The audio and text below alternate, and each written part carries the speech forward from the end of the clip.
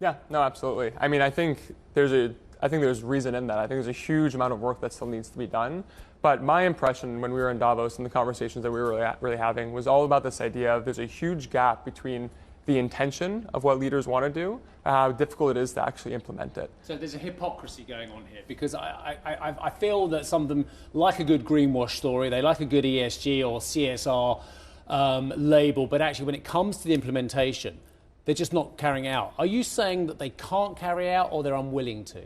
I'm saying right now it's actually too difficult to carry it out. Right. So I actually think right now a lot of these businesses, and this is in some form why Patch even exists, they don't have the tools and the resources necessary to actually start executing on some of these things. So they actually have the capital that they want to deploy, but there's actually a huge amount of capital we're seeing standing on the sidelines, whether they're not sure how to deploy it or policymakers aren't giving them a framework to deploy it. And this brings us into your space. Sorry, Kat, but the truth of the matter is, just rather than offsetting your carbon footprint, have a smaller carbon footprint. Isn't it that easy? Both. I think we actually need to do both. I think that's what's actually absolutely critical. The decarbonization element is so pivotal. That's the renewable energy. That's the battery. The batteries are rolling out. But at the same time, if you start with the science, the IPCC has made it very, very clear that we are past the point where we cannot have gigaton scale carbon removal. So if you look at what a net zero future looks like in 2050, it's going to be about 80% decarbonization. That's over 40 gigatons per year we have to decarbonize. That's a massive amount. That's aviation, that's cars, that's land use.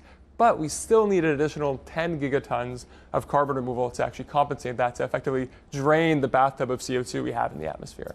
I'm going to say something positive and negative here. I think the positive is that you're helping companies track what they're emitting, so they know what they're dealing with, right? So they know the actual numbers. The negative here is I wonder whether you're helping aid greenwashing at this point, because companies now can effectively say, well, I emitted this, I'm going to save a wetlands project over here. But they've done nothing really to tackle the underlying core. Yeah, no, absolutely. I think it's a good point, which is this idea that essentially because there's no guidance in how you can actually present your climate frameworks to consumers, it results in basically organizations self-regulating. So that's actually what we work with policymakers to actually figure out, which is the idea of carbon removal is one necessary piece of the equation. That's really how we help companies. But at the same time, these companies need a framework to disclose, and that's how the SEC is beginning to get involved, and the FTC in the United States is also beginning to get involved because they want to make sure they're not misleading organizations. But again, that's really more a role of the policymaker of how do we give all these different Lego bricks, and then the company can actually implement them in a way that's compliant and not misleading and effective.